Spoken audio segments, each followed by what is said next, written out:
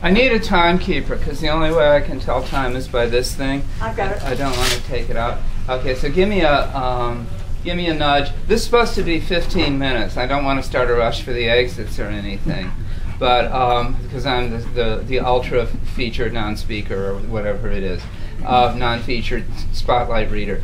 But if you tell me at 10 or tell me at 12. At 12, can you tell me at 12?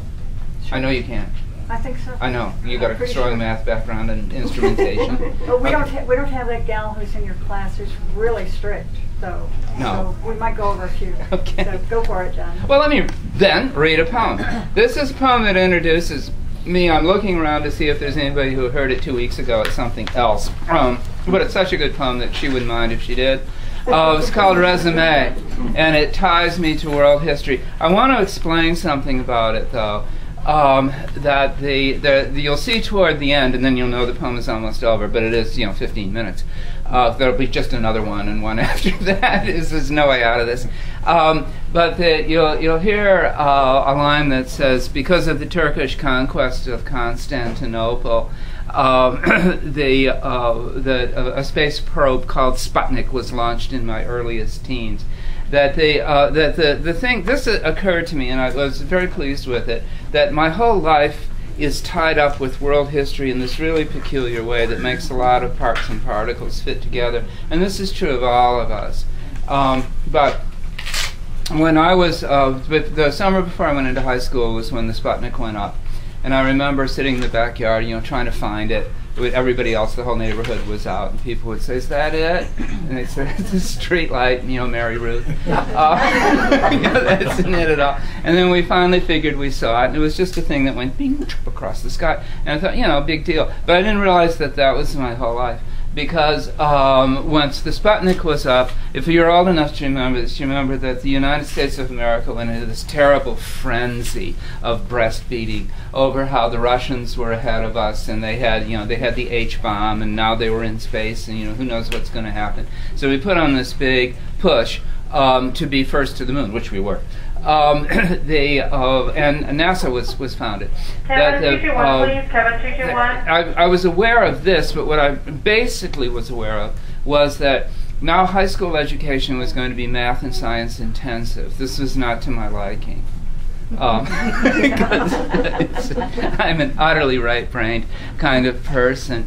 And it was certainly true that when I got out of high school, there were only 2 people in my class who scored higher in verbal than in mathematics on the SAT, that because of this push. I mean, the high school did an excellent job, but I was just sitting there kind of scratching my belly thinking, well, when will it be over? But the nice thing is that in addition to founding NASA and getting to the moon, they put in this thing called National Defense Education Act graduate fellowships. And after all the horse trading that goes on in politics was done, it turned out you could get one in English as well as in physics, So, and I eventually got one. So that I went to, a lot of my grad school was done, courtesy of the taxpayers. And I am grateful. I want to keep telling you, as taxpayers, how grateful I am, to you for that. Because it was nothing you ever intended. But and then, when I was ready for the job market, the English teaching job market had completely collapsed.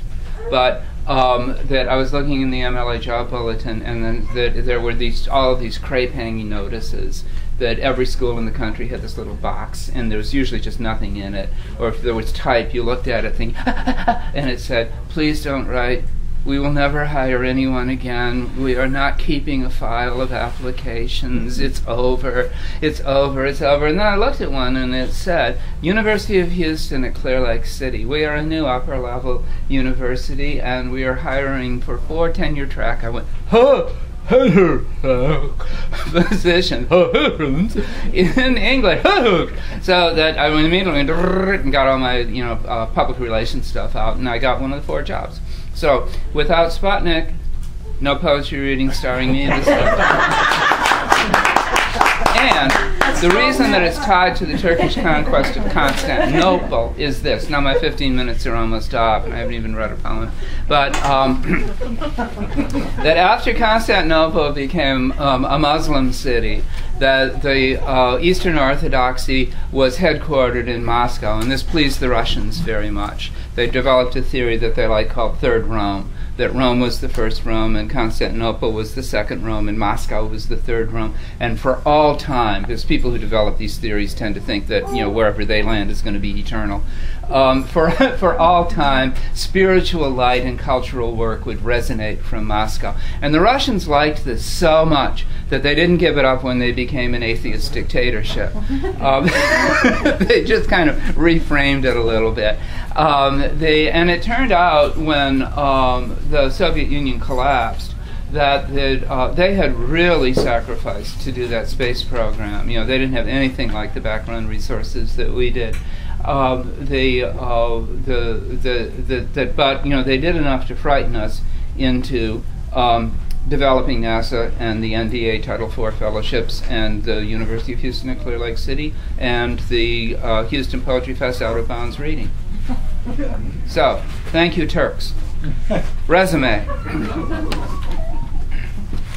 Just as Galveston was recovering from the devastating hurricane of 1900, the campanile fell at Venice, defacing the Loggia of San Savino. A terracotta Madonna and Child was smashed to dust. Then came the rise of commercial radio, the projection of Western-style skyscrapers along the Suzhou embankment at Shanghai, the signal editorial triumphs of Maxwell Perkins. Finally, in 1944, the year of the death of the last of Queen Victoria's children, Princess Henry of Battenberg, the former Princess Beatrice, I was born. It was the famine, of course, that brought us over from Ireland, but some of the paths were indirect. By 1900, everyone related to me was gathered in 3 parishes on the west side of Chicago. That fall came the Galveston storm. My mother's Uncle Frank was gassed in the First World War and returned to die slowly on Laramie Avenue. My mother herself had been dressed up and taken down to the Loop for the false armistice, but not for the real one. They all remember the Dust Bowl. There was grit every morning on the windowsills, even in Chicago. My great-aunt Kitty once told me that she and my great-aunt Winnie looked out down the street the night of the Mercury Theater broadcast to see if there were flying saucers, though I don't believe that term was then in use. Everyone said I'd been born into a new stability, yet the whole map of Africa changed in my lifetime, and now the same thing seems to be on in Asia north of the old Silk Road. Has my life touched history? I once saw the actor James Coburn on a street in Greenwich Village.